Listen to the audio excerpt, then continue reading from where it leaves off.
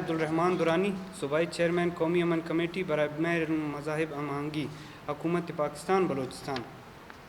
میرے صحافی بھائیوں، السلام علیکم۔ جیسا کہ آپ سب کو علم ہے کہ گزشتہ دنوں حیدرآباد سندھ میں ایک ہوٹل مالک جو کہ پشتون سے تعلق رکھتا تھا، اس کے ہاتھوں ایک سندھی نوجوان بلال قتل ہو گیا۔ سب سے پہلے میں اس ناخوشگوار اور افسوسناک واقعے کی پرزور مذمت کرتا ہوں۔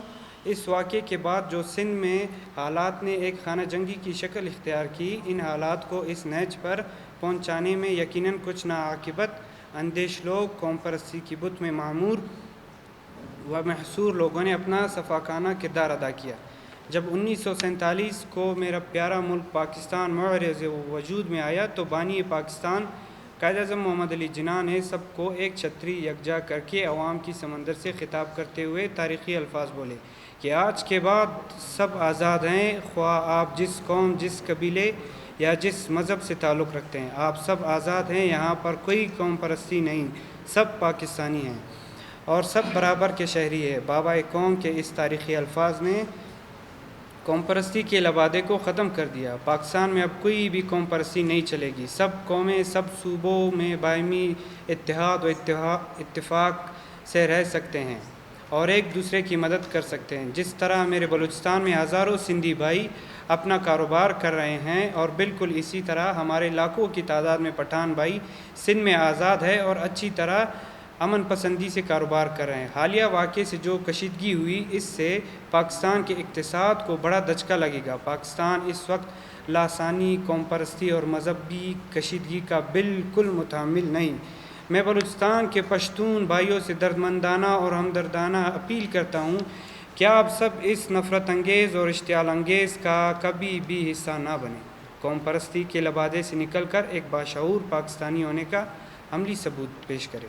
میں آپ کی توسط سے سندھ کے بڑے بڑے ناموروں سے اپیل کرتا ہوں کہ وہ فی الفور اپنا قومی کردار ادا کر کے اس مسئلے کو اچھی طریقے سے سلجھانے میں اپنا کردار ادا کریں، کیونکہ سندھ کی دھرتی امن اور صوفیہ کرام کی دھرتی ہے۔ اس دھرتی کو شرپسندوں کی طرف دھکیلنے والوں کا محاسبہ کر کے سندھ کو بڑے نقصانات سے بچایا جائے۔ میں وزیر اعلیٰ سندھ سید مراد علی شاہ، سندھ کے روحانی پیشوا پیر صاحب پگاڑا، سندھ کے قوم پرست رہنما ڈاکٹر قادر مگسی صاحب، ایاز لطیف بلیجو صاحب، سلان خان قریشی، ریاض احمد چانڈیو اور دیگر مذہبی اور سندھ کے قوم پرست رہنماؤں سے پرزور مطالبہ کرتا ہوں کہ وہ فی الفور اس مسئلے کو ختم کر کے پاکستان کو ایک بڑے سانحے سے بچائے۔ اور آخر میں میری قانون نافذ کرنے والوں اداروں سے التجا ہے کہ سوشل میڈیا میں اس مسئلے پر اشتعال انگیزی ویڈیو پھیلانے والوں کے خلاف محکمانہ کارروائی عمل میں لا کر اس مسئلے کو سلجھانے میں اپنا بھرپور کردار ادا کریں۔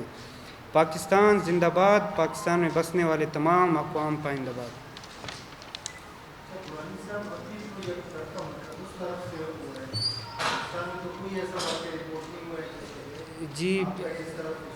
جی دیکھیں نا،